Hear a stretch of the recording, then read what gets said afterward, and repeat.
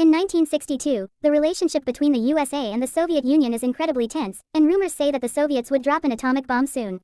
Panic takes over American citizens, and building bomb shelters in their backyards becomes a common occurrence. Dr. Calvin works extra hard on his bunker, filling it up with enough supplies to last for many years. One day, Calvin and his pregnant wife, Helen, throw a party at their house.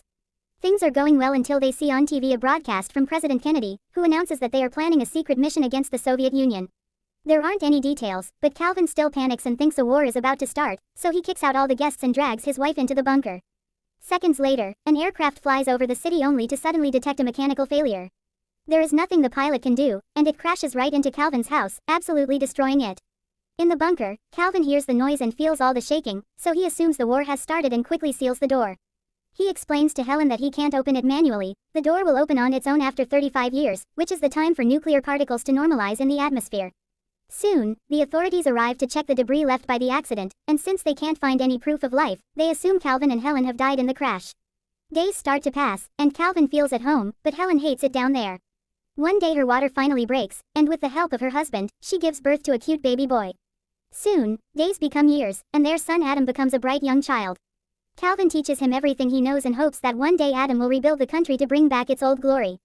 On top of all the basic school subjects, Calvin also teaches Adam how to box, to speak French and Latin, and how to handle the stock market.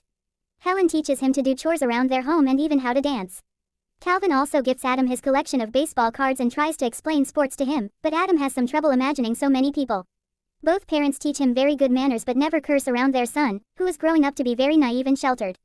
The family easily finds a routine to suit their daily life that allows them to go pretend shopping in the mini-mart, fake fishing in a tank, take care of plants, and build an extra room for Adam.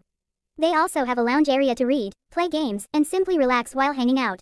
Meanwhile, above them, the land that used to be their house is sold and becomes a variety of businesses through the years. First, it is a diner, then a pizzeria, and later a nightclub. In 1995, Adam turns 33 and gets gifts his parents made themselves. When he blows the candles, he wishes to find the perfect partner one day. Helen mentions there are only 2 years left, and Calvin says he will miss this place when the time comes, causing Helen to go into another room to scream her frustration out. In 1997, the 35 years finally end, and the door opens itself. The family is excited to get out, but Calvin tells them he should do a quick check first to make sure it's safe. After putting on a radiation suit, he takes the elevator out and appears in an abandoned building that has become the home of a bunch of drunk beggars. Melker is so shocked by the vision of a glowing man emerging from the ground that he passes out. Then Calvin leaves the building, only to be shocked by all the changes. There is graffiti everywhere, people handling guns as if they were toys, adult stores full of merchandising that disgusts him, and weird-looking people who he can't understand when they speak. Terrified, Calvin rushes back to the bunker and explains that although the air is breathable, the neighborhood is still a post-apocalyptic wasteland full of crazy mutants. He concludes they must stay in the bunker, and his words cause Helen to finally snap. She yells at him as she explains how sick she is of being locked up and how important it is for Adam to get in contact with nature. Calvin refuses to change his mind, and the argument causes him to have a heart attack.